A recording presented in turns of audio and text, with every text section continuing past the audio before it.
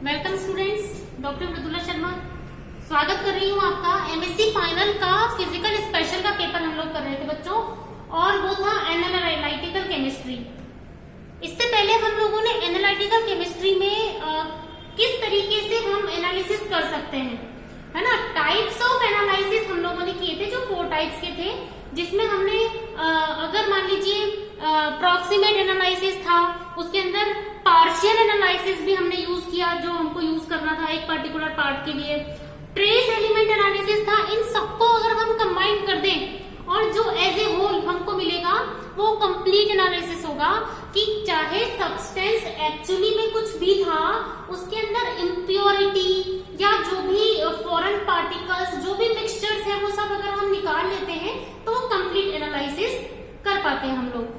अब इस एनालिसिस को करने के लिए हमको किस प्रकार के मेथड्स अप्लाई करने हैं, है ना। तो आज जो हमें टॉपिक करना है बच्चों की एनालिटिकल मेथड्स होते किस किस प्रकार के हैं, क्योंकि हम एक प्रकार का मेथड ही सारी ही रिएक्शंस पे अप्लाई नहीं कर पाते। रिएक्शंस का भी अपना एक स्पेशल फीचर होता है, तो उसी के बेस पर बच्चों हम लोगों को जो एनालिटिकल मेथड्स को क्लासिफाई भी करना पड़ा। वो क्यों करना पड़ता है, क्योंकि अगर हमें नेचुरली कोई रॉ मटेरियल मिला है तो उस रॉ मटेरियल का क्वांटिटेटिव परफॉर्मेंस कैसा होगा, मतलब कि उसके अंदर अभी जो हमने बोला कि एनालिसिस हम लोग करते हैं वो तो क्लासिफिकेशन है कि हमने किसी पर्टिकुलर सब्सटेंस में टोटल कंपोनेंट्स जो प्रेजेंट है वो निकाले हैं, तो हमने इसमें क्वांटिटी ही तो मेजरमेंट करी है। उन क्वांटिटी का अप्रोप्रिएट अमाउंट हम निकाल पाए, उन क्वांटिटीज को कैलकुलेट हम अप्रोप्रिएट कर पाए, और उनको कैलकुलेट करने के लिए किन रिएजेंट्स की हमें रिक्वायरमेंट है और उसमें उन रिएजेंट्स की क्वांटिटी हमें कितनी जरूरी है। मतलब कि ऐसा नहीं होना चाहिए कि रिक्वायर्ड रिएजेंट्स की अमाउंट ज्यादा हो, चाहे हमारे पास जो हमें रॉ मटेरियल मिला है उसमें इतनी ज्यादा इंपॉर्टेंट कोई मटेरियल नहीं होता। तो हमको एक तो अप्रोप्रिएट मेथड अप्लाई करना है क्वांटिटीज को मेजर करने के लिए, और दूसरा उनको कैलकुलेट करने के लिए रिक्वायर्ड रिएजेंट्स भी अप्रोप्रिएट होना बहुत जरूरी है। एक जो इम्पोर्टेंट सेकंड चीज है कि अगर कोई रिएक्शन कंप्लीट हो रही है तो उसके कंप्लीशन में टाइम कितना लग रहा है, और हमें उसको मेजर करने के लिए अप्लाई क्या करना पड़ रहा है, सिर्फ एक रिएजेंट के अलावा हमें उसके ऊपर कंडीशंस क्या लगानी पड़ रही है, इन सब चीजों पर बेस्ड है टाइप्स ऑफ एनालिटिकल मेथड्स। तो जो एक पर्टिकुलर एनालिस्ट ने मैक्सिमम टाइप्स दी हैं, वो बच्चों हमारे पास टोटल हैं, देखिए आपके सामने है टोटल 5 टाइप्स। इनमें देखिए पहला जो टाइप है दैट इज क्लासिकल मेथड। बच्चों क्लासिकल का मतलब ही हमें समझ में आ रहा है, जो कि बहुत चिरसम्मत समय से जो पुराने चले आ रहे हैं, और ये आप लोग करते भी आ रहे हो। क्लासिकल मेथड्स में हम जनरली ग्रेविमेट्रिक एनालिसिस और टाइट्रीमेट्रिक एनालिसिस को इंक्लूड कर सकते हैं। ग्रेविमेट्रिक एनालिसिस गुरुत्वीय जो विश्लेषण होता है, इसमें हम किसी भी पदार्थ का अगर निर्माण कर रहे हैं, फॉर्मेशन ऑफ एनी कंपाउंड अगर हमारे पास है, तो उसको हम ग्रेविमेट्रिक गुरुत्वीय विधि के द्वारा उसका वेट हम लोग ज्ञात कर सकते हैं। अब उस पे गुरुत्वाकर्षण लगाने के लिए आप यदि इलेक्ट्रिसिटी अप्लाई कर रहे हो या आप उसके अंदर टेम्परेचर चेंज कर रहे हो, यानी कि डिफरेंस इन टेम्परेचर्स, तो अमाउंट जो हमें मिलेगा उसको वे करके पता चलेगा कि कितना अमाउंट हमारा वेरी करता है। मतलब ग्रेविमेट्रिक एनालिसिस को हम 2 तरीके से अप्लाई कर सकते हैं। तो इसको अगेन डिवाइड किया गया है, इलेक्ट्रोग्रेविमेट्रिक एनालिसिस एंड थर्मोग्रेविमेट्रिक एनालिसिस। फिर टाइट्रीमेट्रिक में हमें बच्चों आप करते आ रहे हो, ये अनुमापन हम इसको कहते हैं। टाइट्रीमेट्रिक एनालिसिस के अंदर आपको एक पर्टिकुलर रिएजेंट जो है उसका वॉल्यूम मेजर करना होता है, और वो हम लोग वॉल्यूम से ही टाइट्रेट करते हैं। मतलब यहाँ पे वॉल्यूम्स देखो मैंने लिखा है बेस्ड ऑन वॉल्यूम्स, मतलब जिसको हमें एस्टिमेट करना है वो भी वॉल्यूम में है, और हम जिस रिएजेंट को यूज करेंगे हेल्प लेने के लिए, जिसकी हेल्प से हम टाइट्रेट करेंगे, वो भी हमारा वॉल्यूम पर ही बेस्ड होगा। तो इन टाइट्रीमेट्रिक एनालिसिस के अंदर किस किस प्रकार के मेजरमेंट्स हम लोग इंक्लूड कर सकते हैं। देखिए बच्चों, आपने देखा होगा रिडॉक्स जो अभिक्रियाएं होती हैं, ऑक्सीकरण और अपचयन जो होते हैं, वो हम इसमें यूज कर सकते हैं। आयोडोमेट्री एंड आयोडीमेट्री, डिफरेंस बच्चों आपको पता होना चाहिए। आयोडोमेट्री मतलब कि जिसमें आपको रिएजेंट की तरह आयोडीन अगर यूज करनी है तो आयोडीमेट्री। आयोडीन को अगर आप एज ए रिएजेंट यूज करते हो किसी भी एस्टिमेशन में तो आयोडीमेट्री होती है।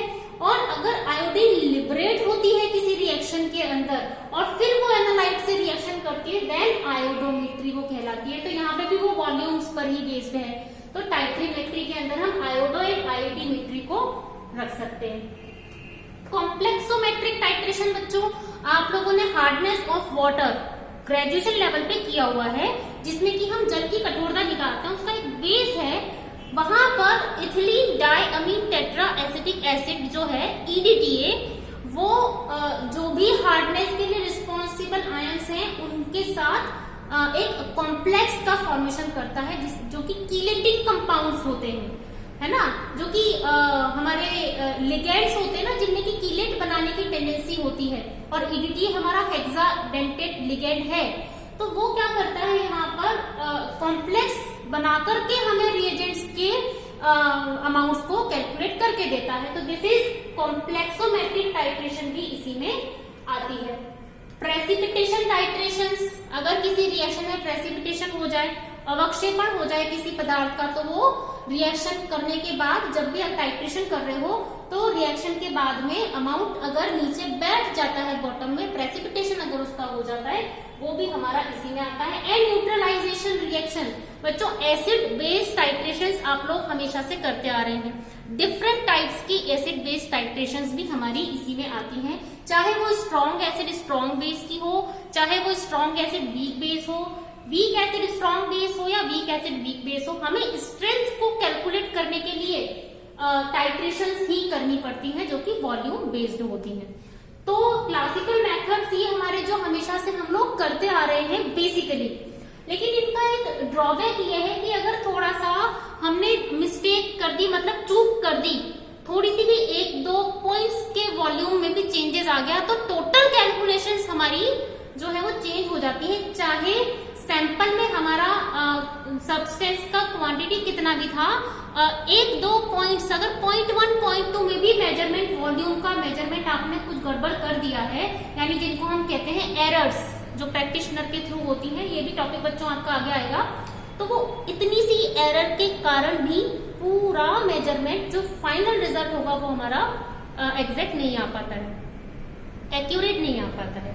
प्रिसाइज हो सकता है बच्चों, लेकिन वो एक्यूरेट नहीं होता है, क्योंकि थ्योरेटिकली उसके अंदर अमाउंट अलग होती है, लेकिन प्रैक्टिकली जो आपने करी है कैलकुलेशन, उसमें कहीं ना कहीं चेंजेस आ जाते हैं, है ना, ड्यू टू ऑब्जर्वेशन ओनली। तो यहाँ इसका ये ड्रॉबैक है ना। लेकिन फिर भी अगर हम सारी प्रिकॉशंस के साथ ये मेजरमेंट करते हैं तो हमको एक अप्रोक्सीमेट आइडिया जरूर मिल जाता है कि क्वांटिटी कितनी है किसी भी सैंपल में अमाउंट्स की, रिएजेंट्स की। बच्चों सेकंड जो क्लासिफिकेशन हमारा किया गया है कि हमें इन सब एक्सपेरिमेंट्स को करने के लिए अगर कोई इंस्ट्रूमेंट यूज करना पड़ रहा है तो इंस्ट्रूमेंटल एनालिसिस भी इसी में आता है। इंस्ट्रूमेंट बेटा बहुत सारे हैं बच्चों, तो हमने इसको अलग से बताया है कौन कौन से मेथड्स हम लोग यूज करेंगे इंस्ट्रूमेंट्स को अप्लाई करके। तो इंस्ट्रूमेंटल एनालिसिस सेकंड कैटेगरी है। Third category is radio active methods. बच्चों यहाँ पर हमें सब्सटेंस नेचुरली जरूरी नहीं है कि वो सारे स्टेबल फॉर्म में ही मिले। अगर न्यूक्लियर डिके फॉर्मेशन होता है, यानी कि किसी एक एटम का न्यूक्लियस का डिके हो रहा है, उससे अनादर कोई एटम का फॉर्मेशन हो रहा है, तो डिके कितना हो रहा है और कौन सा एटम बन गया है, कितनी अमाउंट में, कितने टाइम में, तो ये क्या है, रेडियो एक्टिविटी शो करते हैं जहां पे न्यूक्लियस का डिके होता है। तो हम रेडियो एक्टिव मेजरमेंट्स करने पड़ते हैं हमें उस तरह के अमाउंट्स को कैलकुलेट करने के लिए। तो third type is radio active methods. Fourth is non destructive methods. जरूरी नहीं है बच्चों कि हमें किसी रिएजेंट्स को ही अप्लाई करना पड़ रहा हो किसी अमाउंट को कैलकुलेट करने के लिए। हो सकता है कि बिना, मतलब हमें डिस्ट्रक्ट नहीं करना पड़ रहा। नाम देखो, हमें क्या करना पड़ता है, किसी को रिएक्शन को कराने के लिए या किसी अमाउंट को निकालने के लिए रिएजेंट्स यूज कर रहे हैं, चाहे वो टाइट्रेशन हो, चाहे वो कुछ भी और एक्सपेरिमेंट हो, हमें कोई ना कोई रिएजेंट डालना पड़ रहा है और वो उसमें रिएक्शन कर रहा है, मतलब कि वो रिएजेंट्स भी ब्रेक हो रहा है और जो अमाउंट है उसको ब्रेक करके कोई कॉम्प्लेक्स बना रहा है ताकि वो हम अमाउंट कैलकुलेट कर पाए। यहाँ पर हमें किसी भी रिएक्टेंट को या सब्सटेंस को डिस्ट्रक्ट नहीं करना पड़ेगा, ये हमें ध्यान रखना है। केवल हमारे पास जो टारगेट है, वो सॉलिड जो टारगेट है उसके ऊपर हमें एक पर्टिकुलर फ्रीक्वेंसी की एक्सरे पास करनी है या इलेक्ट्रॉन्स को हमें उसके ऊपर बम्बार्डिंग करवानी है। तो इस नॉन डिस्ट्रक्टिव का मतलब यही है कि हमें रिएजेंट्स को या सब्सटेंस को तोड़ना नहीं पड़ रहा, हमें उसको रिएक्शन नहीं करानी, केवल उसके ऊपर एक निश्चित आवृत्ति और तरंग दैर्ध्य की हमें एक्सरे या इलेक्ट्रॉन के पुंज हमें डालने हैं। तो first is electron probe micro analysis, जिससे कि जब एमिशन होगा इलेक्ट्रॉन्स का उस टारगेट पर डालने के बाद, पहले तो डाला गया है, उसके बाद जब वो एमिशन करेगा तो एक पर्टिकुलर वेवलेंथ की पीक्स देगा, उस पीक को हम स्टडी करके और पता लगा लेते हैं कि उसमें सब्सटेंस कौन सा है और कितना है। मतलब कि हमें यहाँ पे किसी भी चीज को डिस्ट्रक्टिव विध्वंस हमें नहीं करना पड़ेगा। Second is X ray fluorescence. Fluorescence और फॉस्फोरेसेंस आप लोग पढ़ते हो बच्चों। हमने अगर इलेक्ट्रॉन की जगह एक्सरे यूज करी है तो हमें वहां पे एक पर्टिकुलर शॉर्ट टाइम के लिए, बिकॉज फ्लोरेसेंस होता है जब तक आप एक्सरे डालोगे तब तक हमें वो पीक्स मिलेगी, है ना, और जैसे ही आप बंद करोगे मिलना बंद, तो एक्सरे भी आप डाल सकते हो। तो ये दोनों नॉन डिस्ट्रक्टिव मेथड्स के अंदर आते हैं, इलेक्ट्रॉन के थ्रू या एक्सरे के थ्रू। अगर इन सब मेथड्स में हमें ये नहीं मालूम है कि उस रिएक्शन को जब आप कराते हो तो एक तो होता है कि कोई रिएक्शन अपनी स्पीड में चल रही है नेचुरली, अगर हम किसी ऐसी रिएक्शन को, देखो रिएक्शंस भी बच्चों कई तरह की होती हैं, स्लो रिएक्शंस होती हैं, वेरी स्लो रिएक्शंस होती हैं, फास्ट रिएक्शंस होती है और वेरी फास्ट रिएक्शंस होती है ना। प्रीवियस में आप लोगों ने किया गया, जो स्लो रिएक्शंस होती है उसको हम लैब में कर लेते हैं स्टडी, है ना, वो अपनी नेचुरल जितनी भी रेट से चल रही है। जो वेरी स्लो रिएक्शंस होती है ना बच्चों, अगर हम उसको नेचुरली ही चलने देंगे ना तो क्या होता है, कई बार बहुत यूजफुल रिएक्शंस भी हम लोग through out the span of life study नहीं कर पाते। तो उसके लिए हमें क्या करना पड़ता है, या तो उसके ऊपर कोई कैटेलिस्ट लगाना पड़ता है या कोई ऐसा रिएजेंट यूज करना पड़ता है कि वो रिएक्शन थोड़ी फास्ट हो जाए। तो उसके लिए हमें पहले उस रिएक्शन की रेट पता होना जरूरी है, और उस रेट में भी वो रेट हमारी आएगी इंस्ट्रूमेंटल में, क्योंकि हम पहले एक्चुअल रेट तो इंस्ट्रूमेंट से कैलकुलेट करेंगे, वो इंस्ट्रूमेंटल एनालिसिस में आएगा, लेकिन वो रेट हम लोग कैसे एनहेंस कर सकते हैं, उस रेट को हम कैसे फास्ट कर सकते हैं, वो हमको अगर करना है तो वो स्पेशल मेथड्स में आएगा कि by the presence of catalyst, या अगर हमने कोई रेज उसमें यूज करनी है, या मतलब नॉर्मल रेट से हमें फास्ट करानी है उसको, है ना। तो टेम्परेचर चेंज करने पर क्या इफेक्ट पड़ जाएगा, इंक्रीज होगी कि डिक्रीज होगी, कितनी होगी, ये सारी जो कंडीशन है वो स्पेशल मेथड्स में आती है। अगर जो सॉल्वेंट आप यूज कर रहे हो या कोई रिएजेंट यूज कर रहे हो तो हो सकता है कि जो आपने स्पेक्ट्रा लेना है या कोई आपको पीक लेनी है तो वहां पर उस सॉल्वेंट का उसके रिस्पेक्ट में रिएक्शन नहीं होना चाहिए, है ना। तो हमको उस लिक्विड की रिफ्रैक्टिव इंडेक्स हमें देखनी है, ऑप्टिकल मेजरमेंट्स, एब्सॉर्बेंस देखना है, तो हम यहाँ पे स्पेशल मेथड्स में यूज करते हैं ऑप्टिकल एंड काइनेटिक मेथड्स, है ना। यहाँ पे हमको नॉर्मल रेट वाला नहीं करना है, यहाँ पे नॉर्मल रेट को अगर इफेक्ट किस किस से रेट पर हो रहा है वो स्टडी करना है तो स्पेशल मेथड्स में हमारा आता है। तो ये तो ऑल टाइप्स हैं जिनको हमें यूज करना है क्वांटिटेटिव मेजरमेंट्स के लिए। इनमें सबसे जो हमारे काम की चीज है ना, टूल्स कौन से यूज होंगे, कौन सी टेक्निक्स हम लोग लगाएंगे, तो वो है हमारा सेकेंड वाला इंस्ट्रूमेंटल एनालिसिस। इंस्ट्रूमेंटल एनालिसिस में बच्चों हमारे डिफरेंट टाइप्स के हम इंस्ट्रूमेंट यूज करेंगे, क्योंकि कोई, मैंने आपको बताया था कि कोई एक ही इंस्ट्रूमेंट हर प्रकार की रिएक्शन को स्टडी नहीं कर सकता। तो बच्चों देखो, इंस्ट्रूमेंटल एनालिसिस के अंदर electro analytical method, spectroscopic method, thermal methods, mass spectroscopy, nuclear magnetic resonance, kinetic methods and radiometric methods. बच्चों रेडियो एक्टिव तो अलग चीज हो गई, मैंने आपको बोला था जो नेचुरली कोई न्यूक्लियर डिके हो रहा है तो वो कितना हो रहा है और उससे कौन सा कंपाउंड बन रहा है, नॉर्मल। लेकिन अगर हम अपनी तरफ से लैब में कोई आइसोटोपिक डाइल्यूशन करके रेट निकालना चाहेंगे तो वो हमारा आएगा यहाँ पे। तो इलेक्ट्रो एनालिटिकल, और दूसरा जो बच्चों काइनेटिक मेथड मैंने अभी आपको बताया, ये वाला काइनेटिक मेथड वो है जिसमें कि हम नॉर्मली कोई रिएक्शन कितनी रेट से चल रही है, उस रेट को इफेक्ट अगर कोई हो रहा है ना, उस रेट को अगर कोई इफेक्ट कर रहा है सब्सटेंस को, तो वो हमारा आएगा काइनेटिक मेथड के अंदर। लेकिन जनरल रेट्स अगर हमें निकालनी है तो वो आ जाएंगी काइनेटिक मेथड के अंदर। तो इलेक्ट्रो एनालिटिकल मेथड के अंदर हम लोग क्या स्टडी करते हैं, जो इंस्ट्रूमेंट यूज करना पड़ेगा वो डिफरेंट होगा, क्योंकि इसके अंदर जब आप किसी सब्सटेंस को किसी इंस्ट्रूमेंट में for this electro analytical instrument में आप डालोगे तो हमें इस तरह का वो डिजाइनिंग चाहिए कि वो उस मैटर की इलेक्ट्रिकल प्रॉपर्टी कितनी चेंज हो गई वो कैलकुलेट करके दे पाए, है ना। मतलब कि हमको किसी भी सब्सटेंस की इलेक्ट्रिकल प्रॉपर्टी जो नेचुरली मिल रही थी वो तो है ही, लेकिन जब हमने उसके ऊपर कंडीशंस लगाई हमारी रिएक्शन की और उन कंडीशंस में इलेक्ट्रिकल प्रॉपर्टीज अगर उसकी चेंज हो जाती हैं तो हमें वहां पर उसी तरह का इंस्ट्रूमेंट चाहिए। तो that is electro analytical method which includes the study of change in the electrical properties of the matter. इसके बाद सेकेंड है बच्चों स्पेक्ट्रोस्कोपिक। स्पेक्ट्रोस्कोपिक एनालिसिस में क्या होता है कि जो भी आप इलेक्ट्रोमैग्नेटिक रेडिएशन डाल रहे हैं, है ना, वो इलेक्ट्रोमैग्नेटिक रेडिएशन से उस मैटर का इंटरेक्शन होगा और फिर वहां पर आपको स्पेक्ट्रास मिलेंगे according to the presence of this substances into the main sample.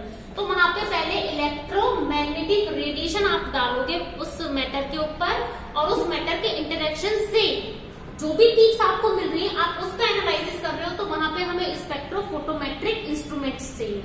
तो ये इंस्ट्रूमेंट हमारा हो गया स्पेक्ट्रोस्कोपिक इंस्ट्रूमेंटेशन।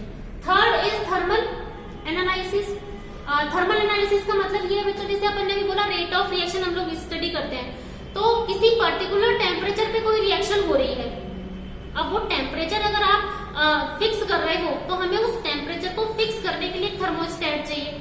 फिर उस टेम्परेचर पर रिएक्शन होगी तो उस रिएक्शन को उस टेम्परेचर को कांस्टेंट रख के पूरी होने through out the completion of the reaction वो कांस्टेंट रहे और वो रेट ऑफ रिएक्शन निकाल के दे पाए। मतलब कि हमको यहाँ पर रिएक्शन भी करवानी है, मतलब पर्टिकुलर टाइम लिमिट में वो कंप्लीट हो रही है एक पर्टिकुलर टेम्परेचर पे। सपोज कोई रिएक्शन है जो कि 50 डिग्री पर हो रही है, 50 डिग्री में अगर वो आधे घंटे में खत्म होती है तो आप नेक्स्ट टाइम 55 डिग्री पर करोगे तो हो सकता है थोड़ी जल्दी हो जाए, ऑब्वियसली टेम्परेचर से रिएक्शन की रेट फास्ट हो जाती है। तो आप जब एक बार टेम्परेचर चेंज करोगे तो वो किसके फंक्शन के रूप में आएगा, टाइम। मतलब कि यहाँ पे आपको रिकॉर्डिंग कैसे करनी है, कैसा इंस्ट्रूमेंटेशन चाहिए कि टेम्परेचर चेंज करो ड्यूरिंग द रिएक्शन, वो टेम्परेचर फिक्स रहे और वो टाइम के अकॉर्डिंग कितनी रेट हमको मिल रही है, कैसे वो कंप्लीट हो रही है। तो here thermal analysis includes the recording as a function of time and temperature. इन दोनों को हमें यहाँ पे ध्यान में रखना है। फिर हमारे पास आता है मास स्पेक्ट्रोस्कोपी। यहाँ पे क्या होता है, हम देखो नाम से दिख रहा है बच्चों, मास स्पेक्ट्रोस्कोपी, जो भी सब्सटेंस जो सैंपल हमारे पास है उसके अंदर by the combined effect of electric and magnetic field, जो मैटर हमने लिया है उसका आयनाइजेशन हो रहा है आयंस के अंदर या एटम के अंदर in the presence of electric and magnetic field combinedly, और देन हम मेजरमेंट कर रहे हैं तो हम उससे क्या निकाल सकते हैं, जो भी उससे पीक्स मिलेंगे उसके एटॉमिक नंबर एंड मास, उसको हम कनेक्ट कर सकते हैं। And next is nuclear magnetic resonance. नाम सिंपल है इसका कि हम यहाँ पे मैग्नेटिक फील्ड के अंदर जो भी मैटर हमने लिया उसके अंदर उसको स्टडी करेंगे तो कितनी मैग्नेटिक फील्ड आप अप्लाई कर रहे हो और उसके रिस्पेक्ट में हमको पीक्स मिलती हैं। यहाँ पर न्यूक्लियर मैग्नेटिक रेजोनेंस हमें मिलेगा। Next is kinetic method. सभी मैंने आपको बताया बच्चों, काइनेटिक मेथड मतलब ये वो मेथड्स है जिनमें कि आपको भी ये नहीं पढ़ना कि रेट पे क्या इफेक्ट पड़ रहा है, पहले हमें नेचुरली पहले किसी रिएक्शन की रेट तो पता चले कि वो कितनी रेट में कंप्लीट हो रही है, कितने टाइम में कंप्लीट हो रही है, पहले एक्चुअल रेट पता चलेगी तब हम उसके ऊपर इफेक्ट देख पाएंगे। तो ये काइनेटिक मेथड होता है जिसमें कि जनरल रेट ऑफ रिएक्शन हम लोग कैलकुलेट करते हैं। एंड लास्ट इज रेडियोमेट्रिक, मतलब कि इसमें जो भी एक कोई एलिमेंट है और उसका हमें आइसोटोपिक डाइल्यूशन करना है, हमें उसको जो है नेचुरली कोई रेडियोएक्टिव डिके होता है वो नहीं करना, यहाँ पे हम उसको आइसोटोपिक, लैब में अगर आप कोई रिएक्शन करा रहे हो तो अगर मान लीजिए वाटर है, हम उसमें हाइड्रोजन को रिप्लेस कर दें बाय द ड्यूटेरियम, तो ड्यूटेरियम ऑक्साइड हम लोग यूज करते हैं ना बच्चों, तो यहाँ पे हम डाइल्यूशन में यूज कर रहे हैं उनका आइसोटोप, तो ये होंगे हमारे रेडियोमेट्रिक एनालिसिस। तो इन सब के लिए हमें पर्टिकुलर इंस्ट्रूमेंट की जरूरत है, इसलिए हमने इसको इंस्ट्रूमेंटल एनालिसिस के अंदर कैटेगराइज किया है। तो देखो ध्यान रखेंगे बच्चों, total types of the method in the analytical chemistries are 5. 5 में classical, instrumental, radioactive, non destructive and special methods. इनमें से क्लासिकल मेथड में ग्रेविमेट्रिक और टाइट्रीमेट्रिक आती है जो अपन हमेशा से यूज करते आ रहे हैं, और जो इंस्ट्रूमेंटल मेथड है वो on the basis of observation कि हमें क्या ऑब्जर्व करना है उसके लिए स्पेशली डिजाइन इंस्ट्रूमेंट ही हमें चाहिए होगा, that is instrumental analysis. Next type में बच्चों हम लोग क्या करेंगे नेक्स्ट लेक्चर में, ये जो इंस्ट्रूमेंटल एनालिसिस है ये भी हमने सिर्फ इनका प्रिंसिपल और इंस्ट्रूमेंट के अकॉर्डिंग नॉमेनक्लेचर किया है। इनके अंदर हम ऑब्जर्वेशन क्या करेंगे और कौन कौन से तरह के एक्सपेरिमेंट्स हम लोग इसमें इंक्लूड करते हैं वो नेक्स्ट लेक्चर में करेंगे हम लोग। तो बच्चों ये आज मेरा जो लेक्चर था वो सिर्फ हमने टाइप्स ऑफ एनालिटिकल मेथड्स पे दिया है। मेरा अगर आपको लेक्चर पसंद आया हो तो बच्चों आपको ये लाइक जरूर कीजिएगा, और नीचे आपको सब्सक्राइब का बटन दिख रहा होगा तो सब्सक्राइब जरूर कीजिएगा। Thank you so much.